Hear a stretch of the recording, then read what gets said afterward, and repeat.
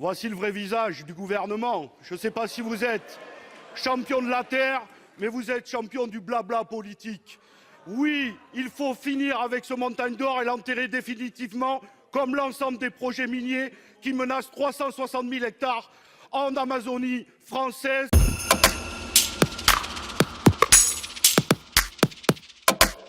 800 hectares en pleine forêt primaire d'Amazonie, 10 tonnes d'explosifs et de cyanure par jour, et l'équivalent en énergie de l'agglomération de Cayenne. Voici une présentation rapide du projet de mine Montagne d'or en Guyane. Depuis 2014, le président Macron est un fervent partisan de ce projet.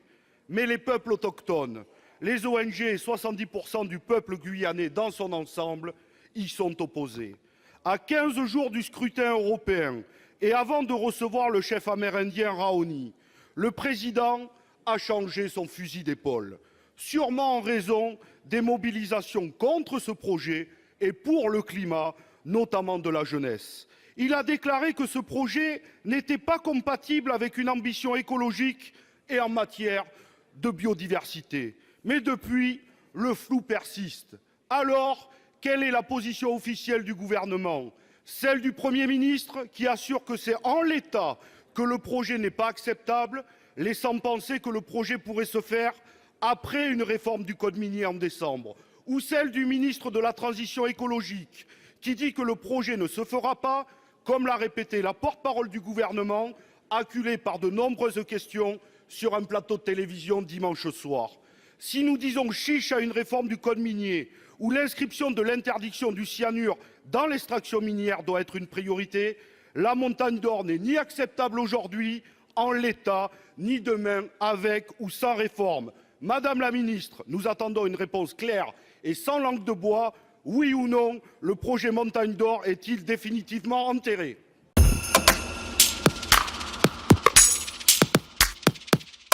Vous avez la parole. Merci, Monsieur le Président. Mesdames les sénatrices, Messieurs les sénateurs, Monsieur le sénateur Gay, une fois n'est pas coutume, mais nous partageons la même vision. Et peut-être fait-il y voir d'ailleurs notre capacité à rassembler. Et bien que nous ne soyons plus en période électorale, je vois que vous cherchez à mettre des coins entre le Président de la République, le Premier ministre ou des membres du gouvernement. Il n'en est absolument pas le cas. Et c'est pour ça que je tiens à rappeler, selon les mêmes termes qu'ont été utilisés par le Premier ministre ainsi que par le ministre d'État, le projet de Montagne d'or ne se fera pas.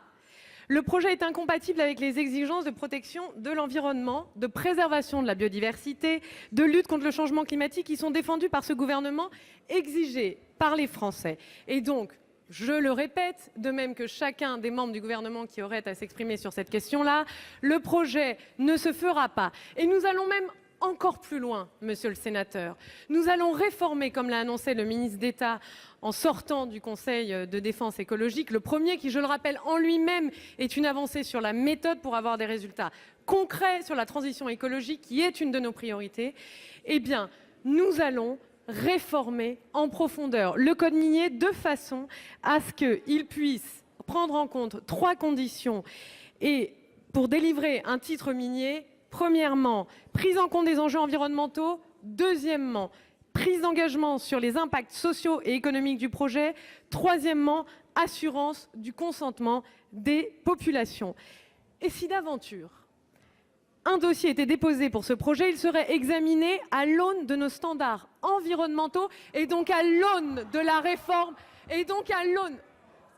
Monsieur le sénateur, je conçois que concéder, que nous fassions des choses en matière environnementale, que nous prenions des décisions fortes, vous embête, mais il y a une réalité, c'est que le projet de Montagne d'or ne se fera pas et que nous avons le courage aussi, de réformer le code minier.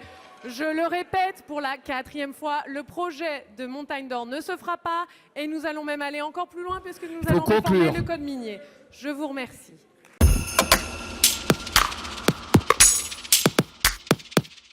Voici le vrai visage du gouvernement. Je ne sais pas si vous êtes champion de la terre, mais vous êtes champion du blabla politique.